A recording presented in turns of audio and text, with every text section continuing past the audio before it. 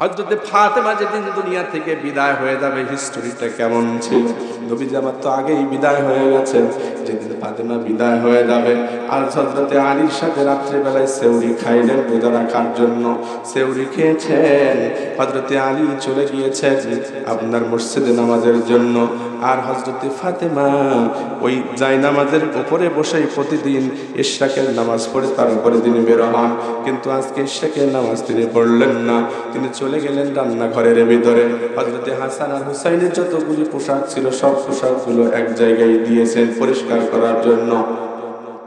এরপরে 2-3 কেজি আটা সুন্দর করে এখানে তৈরি করেছেন রুটি বানানোর জন্য।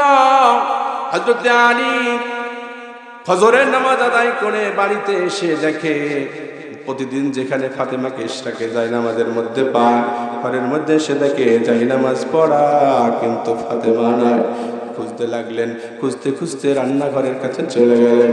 ও ফাতেমা, আমার জানা মতে তোমার গায়ের ভিতরে তো বড্ড জ্বর, রাত্রিবেলা সেহরি খাওয়ার সময় তো জ্বর ছিল, তারপরেও তো তুমি রোজা রেখেছো রে ফাতেমা। রোজা রেখেছো ভালো কথা, কিন্তু তুমি এখানে এসে এতগুলো কাপড় ভিজিয়ে দিয়েছো, কখন তুমি কাজবা পরিষ্কার করবা?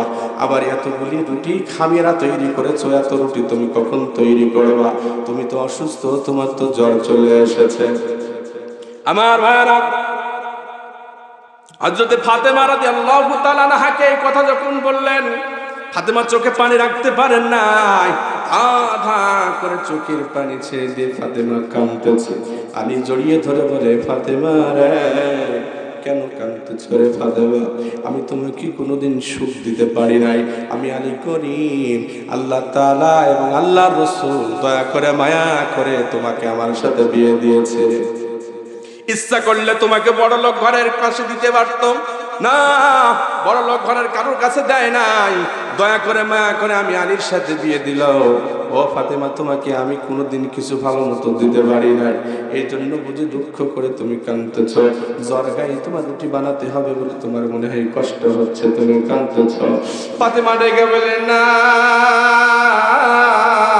স্বামী গো, আপনার বিরুদ্ধে আমার কোনো অভিযোগ নাই, আপনার সংসারে কষ্ট করেছে বলে আমি কান্না করতেছি না গো আলী। ও আমার স্বামী, আজকে আমি রাত্রে বেলায় স্বপ্ন দেখেছি, আর আল্লাহর রাসূল তার মানে আমার বাবা আমাকে বলেছে, ফাতেমা রে, আজকে তুমি সেহরি খাবা আলীর সাথে, আর ইফতারি করবা আমি বিশ্ব নবীর দস্তরখানে। সুবহানাল্লাহ বলে। আলী এবার চিৎকার মেরে কান্দের বলে, ও ফাতেমা, বুঝতে তো আর বাকি নাই, সেহরি খেয়েছো আমার সাথে, তার মানে ইফতারি করবা নবীর সাথে, তার মানে হলো তুমি আজকে আমাদেরকে এতিম বানায়া, হাসান হুসাইনকে এতিম বানায়া তুমি দুনিয়া থেকে বিদায় নেবা। নবী এইটাই বুঝাতে চেয়েছে তোমাকে। হযরতে ফাতেমা বলে, হ্যাঁ, স্বপ্নের ব্যাখ্যাটা আমি এইভাবেই বুঝেছি, এই জন্য আমার হাসান আমার হুসাইনের সব কাপড়গুলো আমি ফাতেমা শেষবারের মতো একটু ভিজিয়ে পরিষ্কার করে দিতে চাই। আর এই দেখো 3-4 কেজি রুটি বানাবো, এইগুলো অন্তত 3-4 দিন বেঁধে তোমরা খাইতে পারবা, এই জন্য আমি এই আটাগুলো খামিরা তৈরি করেছি। স্বামী এবার স্ত্রীর গলা ধরে কান্দে, ও ফাতেমা, তুমি চলে গেলে বলো আমি কেমনে থাকবো রে ফাতেমা?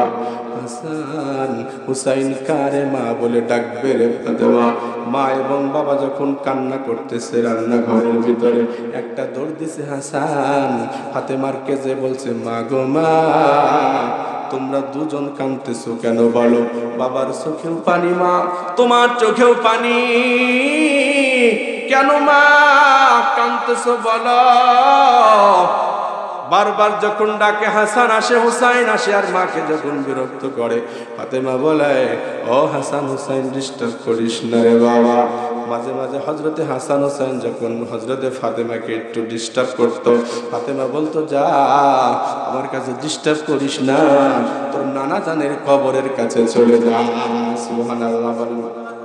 আমার ভাইয়ারা, আমার বোনেরা, কিতাবের মধ্যে লিখেছে হযরতে হাসান আর হুসাইন নবীজির রওজা মুবারকের কাছে যাইয়া, রওজা মুবারকে আল্লাহর নবীর সাথে হযরতে হাসান আর হুসাইন ওপর থেকেই গল্প করতেন, কথা বলতেন, সুবহানাল্লাহ। কিন্তু এই গল্পটা দুনিয়ার কোনো মানুষের ব্রেন আর কানের ভিতরে যেত না। কিতাবের মধ্যে লিখেছে, সেই দিন ফাতেমা বলল, ও হাসান হুসাইন রে, বাবা ডিস্টার্ব করিস না, যা তোর নানার কাছে যা, নানার কাছে যে গল্প কর। হাসান আর হুসাইন দৌড় দিয়েছে নানার কাছে, চলে এসে নানার সাথে গল্প করা।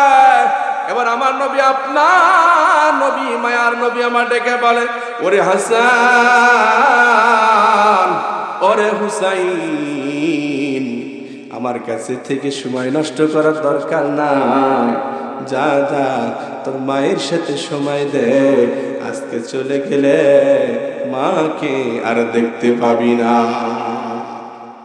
হাসান হুসাইনের বুঝতে বাকি নাই, একটা দৌড় দিয়েছে, মা, নানা এই কথা বলল কেন? ফাতেমা হযরতে হুসাইন আর হাসানকে বুকের ভিতরে টেনে নিয়ে বলে, বাবা আজকে বুঝি তোদেরকে আর আমি অনাদর করতে পারবো না, আজকের পরে তোদেরকে আর গোসল দিতে পারবো না, আয় আয় শেষ গোসলটা তোদেরকে দিয়ে দিই। বলেন তো এরকম যদি করুণ ঘটনা হয় কি মানুষ সহ্য করতে পারে নাকি? নিশ্চিত মৃত্যু জানার পরে হযরতে ফাতেমা হাসান হুসাইনকে শেষবারের মতো গোসল করায়, নতুন পোশাক পরায় দেয়, আর হাসান আর হুসাইনের আপনার চোখে মুখের মধ্যে শুধু চুম্বন দেয়। চুম্বন দেওয়ার পরে আস্তে আস্তে করে হযরতে ফাতেমার জ্বর যেন আর বেশি হয়ে গেল। দুপুর গড়িয়ে যায়, হযরতে ফাতেমার চেহারা যেন অন্যরকম ভাব হয়ে গেল। এক পর্যায়ে শুয়ে পড়লেন, আর উঠতে পারেন না। হাসান একদিকে বসা আর হুসাইন আরেক দিকে বসা। হযরতে ফাতেমা হাসানকে ডেকে বললেন, বাবা তোমার বাবাকে একটু ডেকে নিয়ে আসো, তোমার বাবার সাথে আমার কিছু কথা আছে। হযরতে হাসান চলে গেলেন, বাবাকে ডেকে এনে, আব্বা মা আপনাকে কি কথা বলবে, একটু চলেন। হযরতে আলী রাদিয়াল্লাহু তাআলা আনহু চলে আসলেন। শোয়া অবস্থা দেখে ফাতেমার অবস্থা তেমন ভালো না। এবার হযরতে ফাতেমা হযরতে আলীর হাতটা বলে, হাতটা দাও, হাতের সাথে হাত লাগায় দিয়ে বলে, আলী গো, আমি তো দুনিয়া থেকে বিদায় হয়ে যাব, আর বুঝি তোমার সংসারে থাকতে পারবো না গো আলী, তবে আমার কয়েকটা আবদার আছে, ইন্তেকালের পরে তুমি আমার আবদারগুলো মানবা কিনা? হযরতে আলী রেখে বলে, ফাতেমা কোনদিনই তো আমি তোমার উপযুক্ত ছিলাম না। তোমার বিয়ের জন্য কত বড় লোক মানে মানুষ প্রস্তাব দিয়েছে, কিন্তু দয়ার নবী মায়া করে আমার সাথে তোমার বিয়ে দিয়েছে রে ফাতেমা। কোনোদিন তোমাকে সুন্দর পোশাক পরাইতে পারলাম না, কোনোদিন তোমাকে ভালো খাবার দিতে পারলাম না, কিন্তু এই অভিযোগটা তুমি কখনো করো নাই। আমার ভাইয়েরা আর আমাদের সমাজের মানুষেরা দেখবেন বউকে কত ভালো ভালো কাপড় দিয়েছেন, ভাগ্যক্রমে একটা কাপড় যদি খারাপ হয় বলবে, সারা জীবন তোর হাতে একটা ভালো কাপড় পাইলাম না, বলে কি বলে না? আমার ভাইয়েরা হযরতে আলী চোখের পানি রাখতে পারে নাই। ফাতেমা ডেকে বলে, ফাতেমা এমন কথা বলো না, তুমি তো কখনো অভিযোগ করো নাই রে ফাতেমা, তুমি কি বলবা বলো, আমি আমার জীবন দিয়ে হলেও তোমার কথা মানার জন্য চেষ্টা করব। হযরতে ফাতেমা ডেকে বলে, স্বামী হ্যাঁ, এক নম্বর হলো আমি মরার পরে আপনি একটা বিয়ে করে নেবেন। আমাদের সমাজের মেয়েরা বিয়ে করার তো কথা শুনতেই পারে, কথা বলেন ঠিক কিনা? এক নম্বর একটা বিয়ে করে নেবেন, আর দুই নম্বর আমার হাসান আর হুসাইন যতক্ষণ পর্যন্ত বড় হবে না ততক্ষণ পর্যন্ত ওদেরকে আপনার কাছ থেকে তাড়াইয়া দিয়েন না। আমি মা চলে যেও এতিম হয়ে যাবে, আপনি যদি তাড়াইয়া দেন বলেন আমার হাসান আমার হুসাইন কই যাবে, কেউ তো না। ঠিক আছে আমি মেনে নিলাম, তাড়াই দেব না। 3 নম্বর শর্ত, স্বামীর আমি যদি আজকে মারা যাই, যেহেতু আমার আব্বা বলেছেন তার দস্তরখানে আমার ইফতার হবে, তার মানে হলো সূর্য ডুবার আগে আমি দুনিয়া থেকে বিদায় হয়ে যাব। ওই স্বামী 3 নম্বর শর্ত যেটা, সেটা হলো যখন আমি মারা যাব আমার মরার খবরটা আপনি ছড়ায় দিবেন না। আমরা যেমন মরার খবরগুলো মহিলা মরুক না পুরুষ মরুক দেখবেন মাইকিং করে করে দিয়ে বেড়ায়, ঠিক কিনা বলেন? বিশেষ করে আমাদের এলাকায় দেখি মেয়ে মানুষ মরুক আর ছেলে মানুষ মরুক দেখবেন পাড়ার মানুষগুলি দেখতে এসে ভিড় জমায়, আছে না নাই? বলেন তো একজন পুরুষ আরেকজন মহিলাকে দেখা যায় যাচ্ছে কি? তাহলে মানুষ মৃত্যুবরণ করলো আর দেখবেন ওই বাড়িতে বেহায়াপনা করে কত মা বোনেরা বেপরদাই ঘুরে বেড়ায়, আছে না না? ও মা ও বোনেরা একটু ফাতেমার কথাটা একটু শুনুন। হযরত ফাতেমা বলে কাউকে খবর দিবেন না, আমার দাফনটা কিন্তু রাত্রিবেলায় করে দিবে। আপনি একা একাই আমার দাফনটা করে দিবেন, কাউকে আপনি বলবেন না। পবিত্র অবস্থায় যদি আমি মারা যাই আমাকে আপনি একা একাই দাফন করবেন, কাউরে বলবেন না। যখন সন্ধ্যা ঘনিয়ে আসলো হযরত ফাতেমা দুনিয়া থেকে বিদায় হয়ে গেলেন। হাসান কান্দে মামা করে, হুসাইন কান্দে মামা করে। আলী হাসান হুসাইনের কান্না দেখে থামাইতে পারে না, কান্না করে। এরপরে কি করবে হযরতে আলী চিন্তা করলো কাউরে যদি না বলি এত বড় লাশ আমি কেমনে কি করব। আর হযরতে ফাতেমা বলেছে কাউকে বলা যাবে না।